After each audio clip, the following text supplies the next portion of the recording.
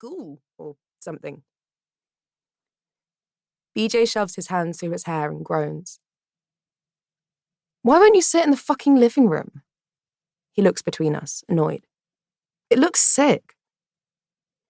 BJ designed it and he's very proud. It does. Henry nods again. And actually, it does. He's right. It looks incredible. Christian leans against the doorframe, peering between all of us, amused. AD did a piece on it, BJ reminds us. Which is also true. Architectural Digest did do a YouTube walkthrough of it, though the timing of which is considered controversial amongst the box set, and at the mention of it, Christian lets out an angry, defensive little grunt. I flick him a look because BJ's not just very proud of the living room, he's admittedly rather oddly proud of the living room. The sort of pride one might imagine you possess for, I don't know, birthing a child? So yes, it's a tad overzealous, but I don't much care for anyone being disparaging towards any of BJ's endeavours, even the ones I'm not sure that I myself entirely grasp. All things considered, I give BJ a reassuring look and float over to him, wrapping his arms around me. I love it. You did an amazing job. My fiancé lifts an eyebrow. But? And I say nothing. I press my lips together demurely, not wanting to crush the boy I love most in all the world because he did do an excellent job. It really, truly does look incredible. Mid-century modern, light and warm. It's just... Henry grimaces. It's a bit angular out there, man. He gives his brother a shrug, and Beej rolls his eyes, muttering under his breath. And, it's hard to get a grip on that love seat. That is true, I nod. It's a Hans J. Wegner.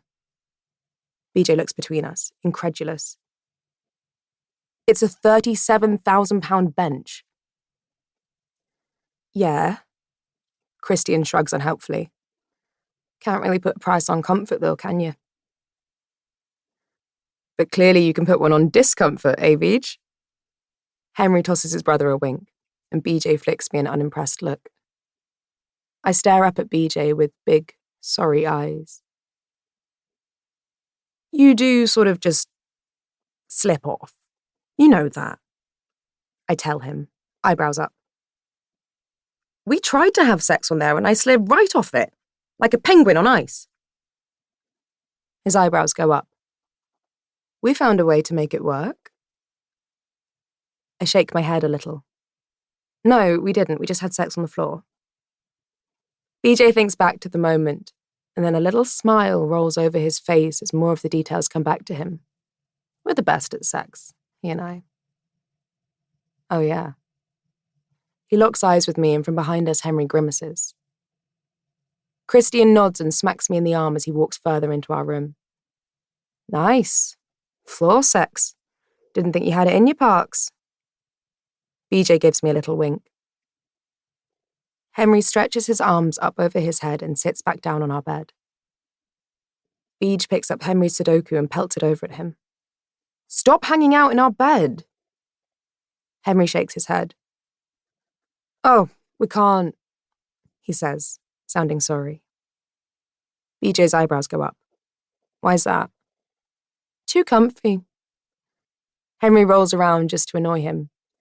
Actually, can I get one of these in my room? How many fucking times, man? BJ gives his brother a look. You don't have a room here. Well, I jostle my head around, undecided. Kinda do, Henry says. Christian's not around their place so much anymore. I'm not sure why. I don't even know if I could, in good conscience, any longer call it their place. And once upon a time, I think that would have been fine, welcome, even. But now, Henry, who generally loves to be alone, loves it much, much less these days. So even if Henry doesn't have a room here, because his brother doesn't want to live with his brother, he actually does have a room here. Christian lays down next to him for a few seconds, then props himself up, looking over at us. Whoa, bro, this is cozy as fuck. I scramble back onto the bed, sitting in the middle of it. Isn't it?